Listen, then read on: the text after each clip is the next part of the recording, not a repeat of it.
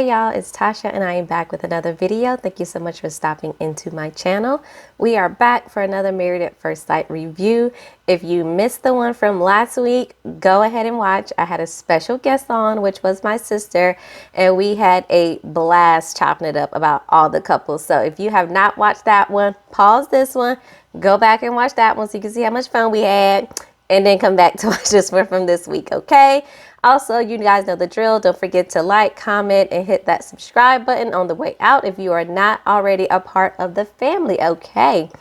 So we just gonna get into the episode this week. It was pretty interesting in my opinion, so let's talk about it, okay? Y'all know I got the notes here on my computer, so don't mind me as I'm looking over to try to figure out, you know, what actually happened during this episode.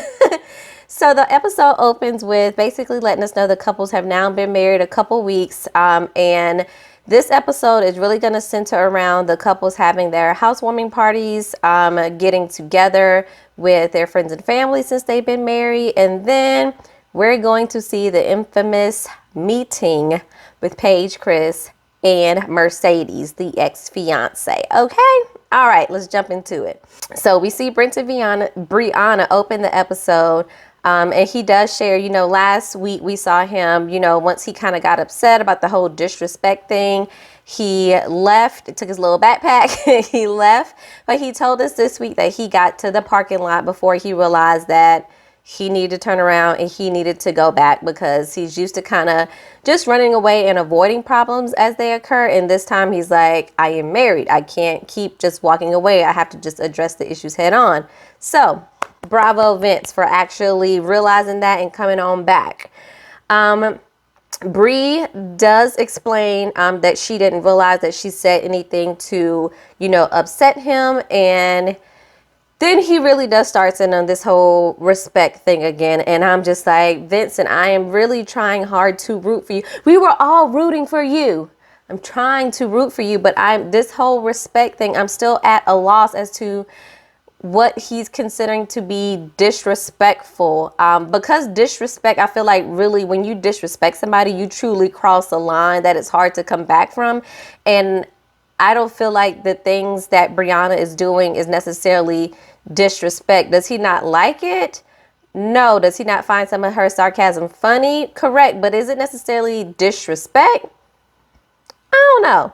But basically I applaud him, and then pretty much a second later, I was upset with him again because he said in his confessional that he didn't feel like he needed to tell her about every little thing that she does that is rude. And I'm like, sir, yes, you do. You've only known each other for 2 weeks. She is not a mind reader. She is not going to know automatically what things upset you. She will figure out over time what things trigger you and upset you, but she's not going to know that right now. So you have to tell her, or else she's going to continue to do it over and over again, not knowing that it actually upsets you. So get that together, Vince. I did not like her. But it seems like as she's kind of explaining herself, he still seems like he's a little bit standoffish and kind of just agreeing to what she's saying just for the sake of agreeing, but not truly understanding or wanting to hear what she has to say because it doesn't necessarily align with what he wants to hear. So Vince needs to get it together, or I'm really going to start disliking him. Okay. All right. So Virginia and Eric, they're away from each other. We saw a little bit of snippet of Virginia packing up to go to a wedding for a few days out of town. So we see Eric, he's up and he's walking the 3 dogs, and he actually ends up meeting up with Ryan because Ryan is walking the dog, and they kind of talk about how things have been since they moved in together. We see Chris, he's kind of first up on the list of meeting with his friends, and he meets with the pastor that we've seen before, and then I think the other friend was at the wedding too. I just can't recall seeing him. But he meets with his friends, and he's able to now bring them up to speed of how things are going. It's so funny because before he even starts, the friends are like trying to bet what he's saying is happening with him and Paige, and he's like, one of the friends is like, ooh, I bet you she's pregnant with twins. And it was just like, maybe not twins, but somebody's pregnant and it ain't Paige. But we see him meet with his friends, and he comes out the gate and shares that he's asked for a divorce, and his friends are like completely shocked. So we have to hear the story all over again of how he wasn't attracted to her walking down the aisle, and he figured having sex with her would make him more attracted to her. But then, of course, he doesn't share that he continues to bang her almost every day, although he knew he wasn't attracted to her. He just wanted to omit that little piece of information from his friends. He shares the pregnancy news and says that he wants to explore the relationship with his fiance, and his friends are dumbfounded. Like, the look on their face is like, is this idiot really telling us this right now? Like, are we getting punked? Are we in the twilight zone? Because I can't believe the words that are coming out of his mouth. But his pastor friend does give him some really good information about, you can still be a dad without being with the mom. But of course, Chris is just so worried that, in my opinion, that another man is going to come along and be better than him and raise his kid better. And his kid is going to like that man better than he likes him. Point blank. But he lets him know what he's doing is immature. And he's embarrassing his family, and he's also embarrassing her family. I was very appreciative of his friends really checking him and telling him what he needs to hear and not just what he wants to hear. So it seems that he has some really good friends. But of course, being that Chris is so immature, he's not going to take the advice that they're giving him or what they're trying to tell him, because they're like, man, she's a queen, she's a diamond, she has everything all together. That is rare. Like, you are really messing up. But he's like, of course, once they start speaking, facts to him, he starts to play with his phone and he loses interest, and he's like, I'm kind of done with this, which is his MO. That's what he likes to do, is when he's not getting the attention or things are not going the way that he wants them to go, he starts acting like a 3-year-old that can't get the lollipop at the grocery store. Anyway, we then see Haley meet with one of her girlfriends. It gives her an update on everything, and she kind of shared, how things have been going, and kind of really started that she really just didn't like his style, the whole 80s. And her girlfriend was, again, being really real with her and like, okay, so far I hear you say you just don't like his style. What else is the problem? Like, I'm gonna need it to be something else other than his love of the 80s that you don't like. So she shares what happens in Vegas and how he accused her of having a boyfriend. And again, her friend is being very honest with her of, did you shut down and did you do this? And Haley confirms that, yes, I fell back into old habits. So it's like, girl, you can't expect different results doing the same stuff. Okay, it's called insanity. All right. But then Eric meets with one of his friends that looks like another pilot. And he says about, how Virginia likes to party and she's very independent. And of course, we know nothing is wrong with an independent woman, but how he explains is like she's almost independent to a fault. Because of course, we know from previous week that she kind of had a problem with him, kind of wanting to know where she is, checking in with her, telling him to be safe. And I kind of had an issue with that once she got back into town, but we'll talk about that in just a minute. But Eric's friend did point out that maybe just be careful not to change her just because he is older. And he did give him good insight, but I was like, you also haven't seen Virginia the way we've seen Virginia. So she needs a father figure in her life. So Vincent meets with his friend to give an update.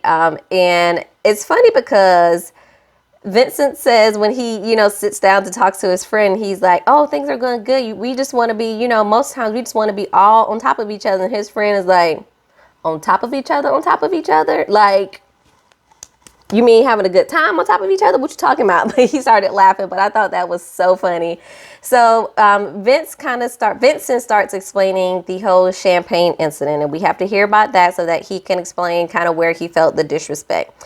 So it's so funny that as soon as he starts talking about the champagne story, his friend calls him Champagne Vinny, and I'm like, don't call him Vinny. He don't like that. He does not like that. But I was like, your friend did the same thing, so you gonna be mad at him like you was mad at Bree?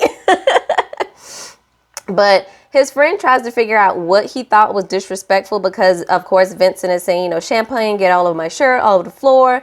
Just wanted her to get a towel, help clean it up, say, babe, I'm gonna get you a new shirt. And she didn't do that. And it was just like, dude, because it wasn't that serious. Y'all was just at home. Why you gotta get a whole new shirt because you wasted a little bit of champagne on your shirt? And if you felt like you needed to get a new one, go get a new one yourself, okay? So again, his friend is trying to figure out, like, so what was the problem? And basically it all boils down to that, of course, Vincent, because Bree didn't react how he would have reacted in the situation, that was a problem for her.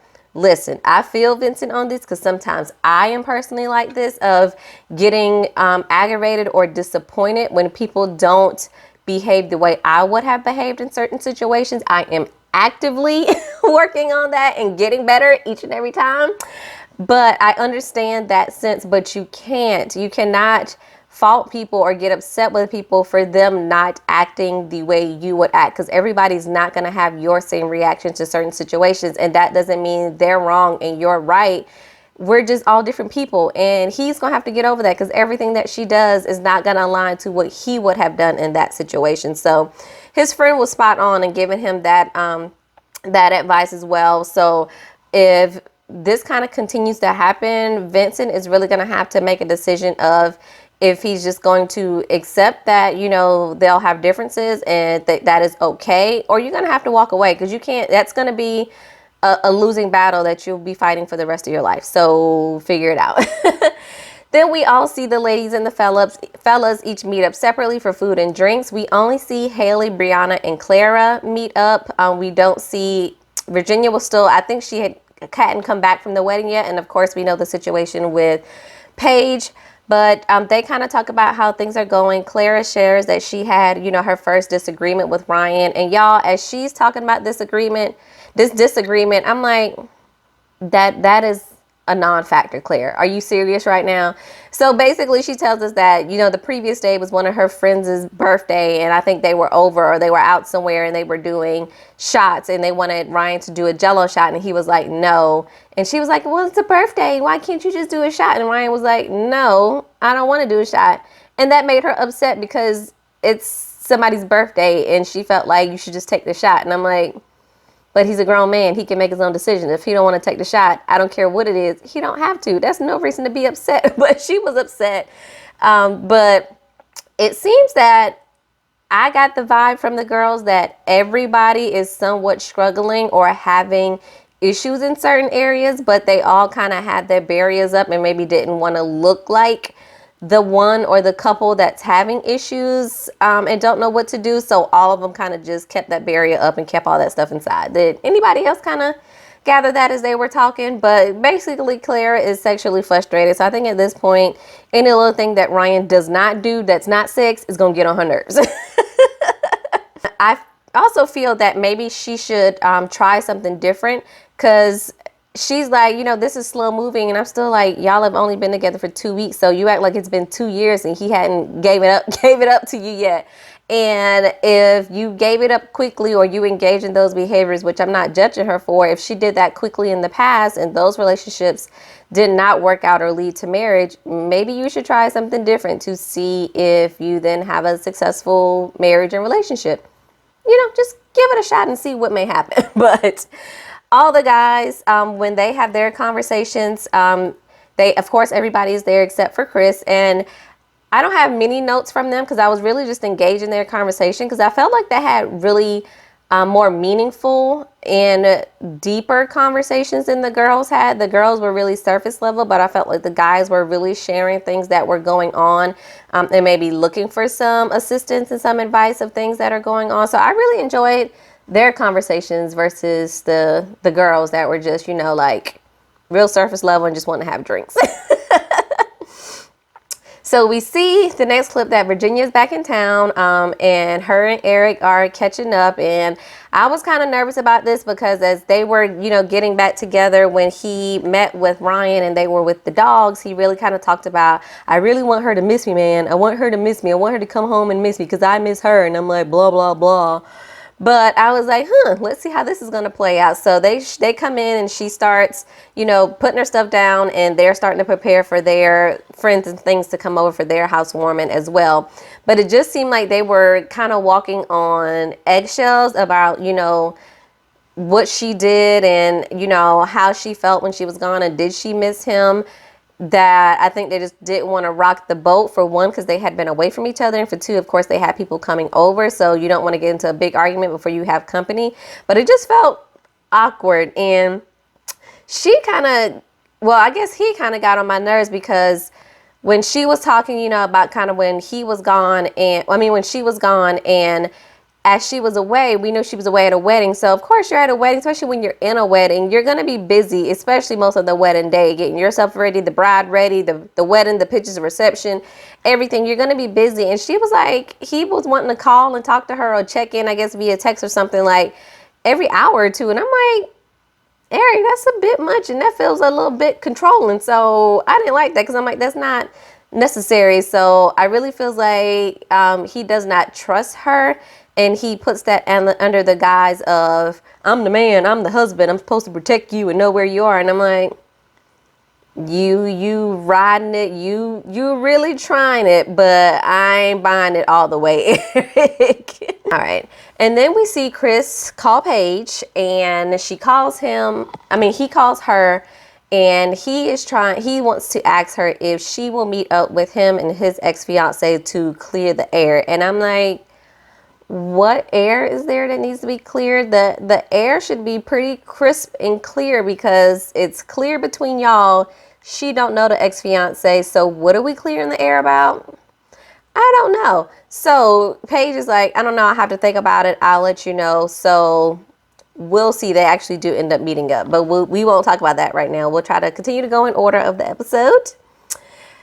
Jacob and Haley, they have their housewarming with their friends over, and they talk about their wedding and how they felt upon meeting each other.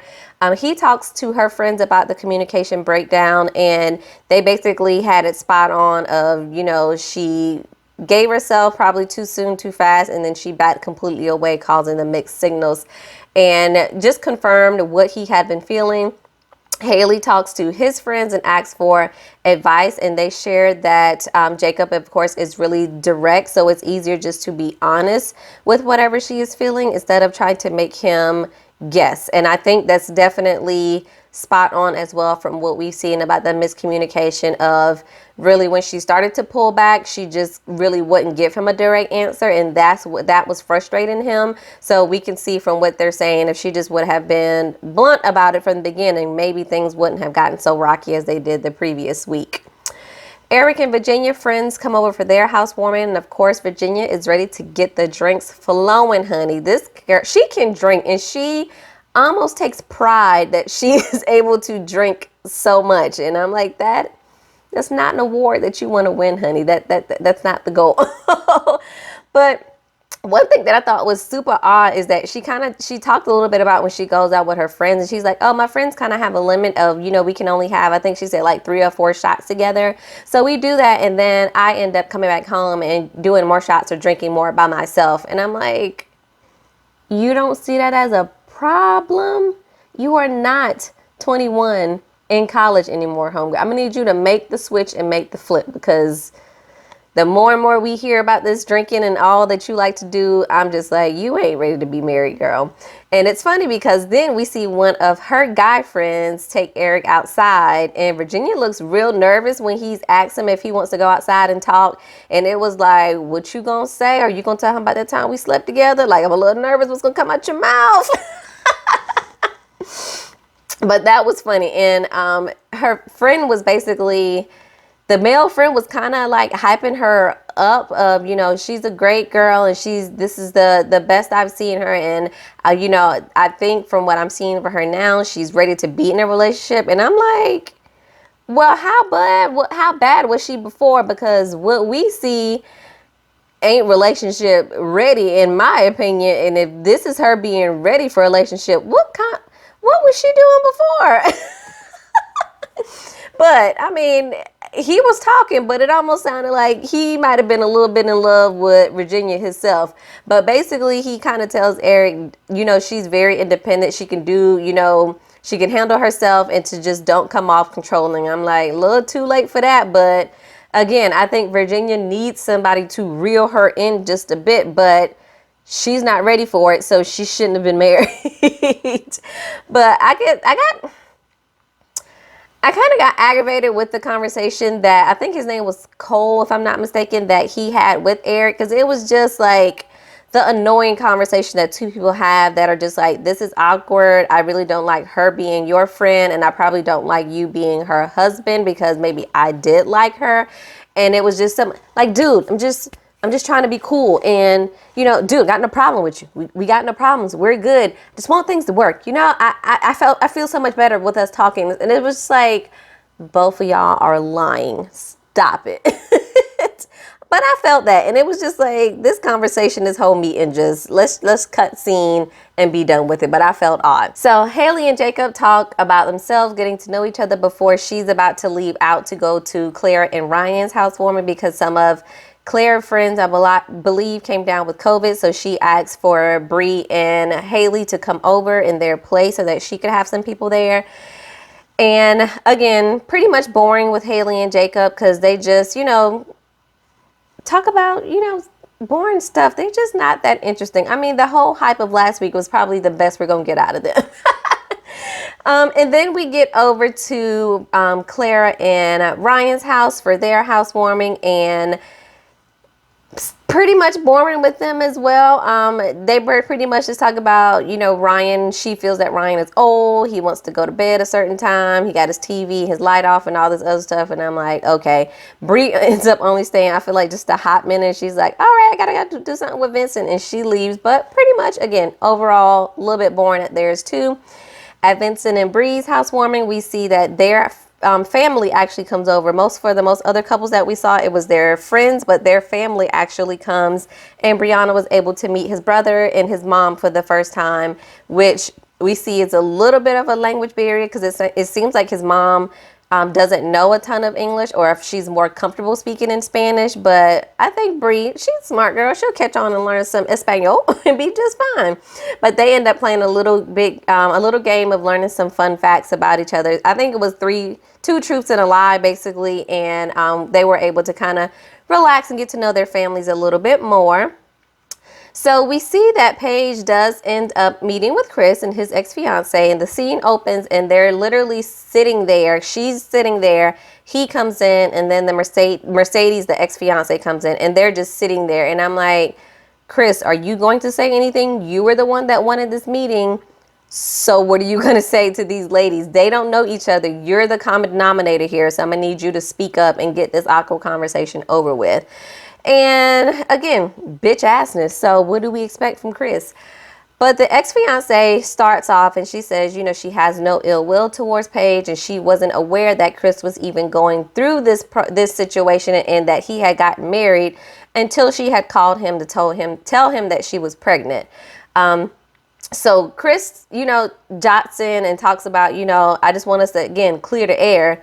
But yet he doesn't say anything to these ladies of, you know, I got on this show and I went through this process because I did want to get married. We didn't work out because of X, Y, and Z. I met a great lady in Paige, and now we're trying to figure things out because you're like, he's saying nothing. And I'm like, why did you want this to happen again? We all know why, but he is trash. And if I could smack his ugly face through my TV screen, I would.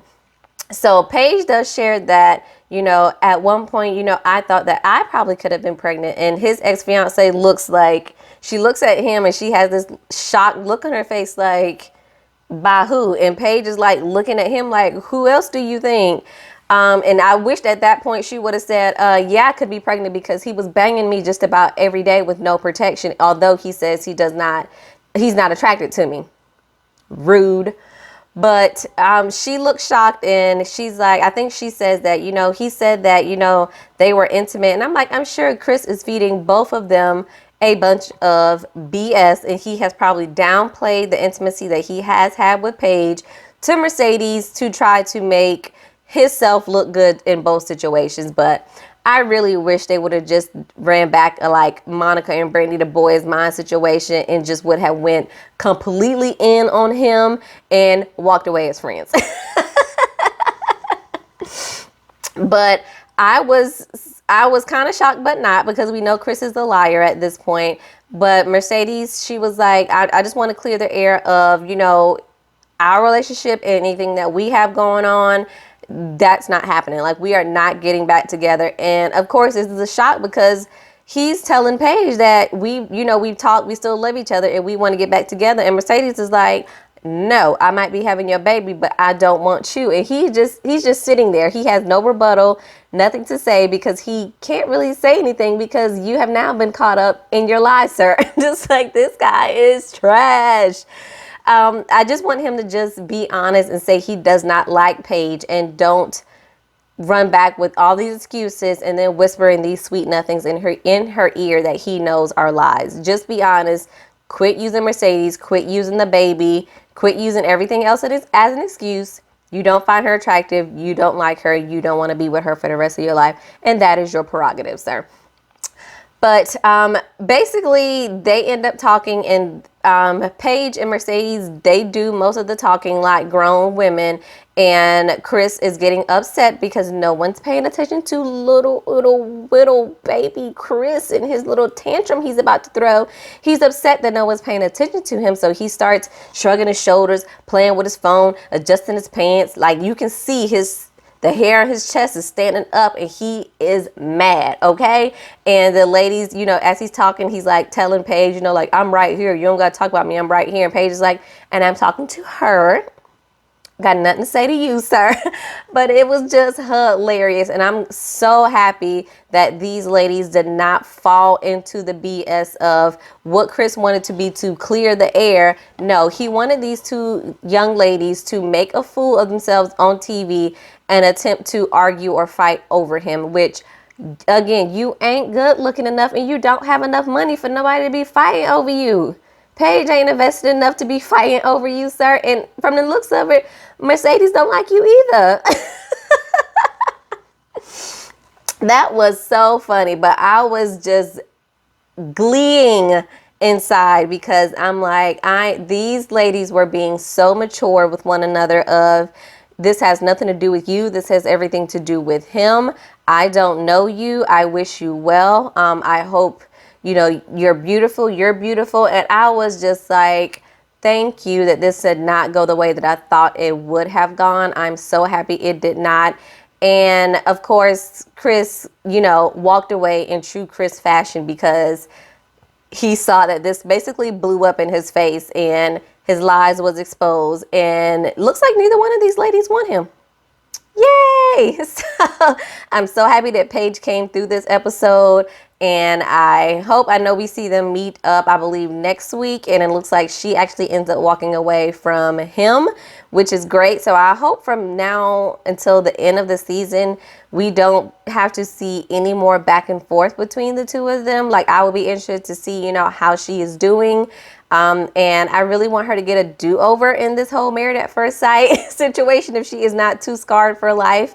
But I definitely I'm not interested in seeing any more of their dynamic and him feeding her unnecessary lies and her trying to then figure out where she is in this whole thing. When I feel like this was good closure of talking to the ex-fiance for whatever reason, what it was worth. I mean, all well that ends well, but I think this was the perfect way to just be like, yep, well, you're good, I'm good, we both know he's trash, now let's get out of here. But yeah, that was the episode, y'all. What did y'all think about this episode? How did y'all feel about the meeting with Chris Paige and the ex-fiance? I can't lie, I probably would not have done the meeting just because, again, it's different if I had invested maybe months or years into our relationship and we were now married. That would be different, but I only invested 2 weeks into this. I don't think I would have wasted my time to actually meet with a ex-fiance, mother of your child that I don't even know. So, bigger woman than me, Paige, because I probably would have been like, hell no, and hung the phone up on him when he called. But let me know what y'all thoughts are. I actually, at this moment, I don't know who's going to make it. I'm feeling off almost about all the couples once again. And I don't know. I felt pretty certain about Bree and Vincent, but Vincent is really not. This whole disrespect thing is throwing me for a loop. I don't like the way he says it, and I don't like the way his demeanor is when he is talking about it, because it just sounds so controlling, and I ain't down with that. So let's chat it up in the comments below. Let me know what you guys think. Again, like, comment, subscribe, share with your family and friends, and I'll catch y'all in the next video. Peace.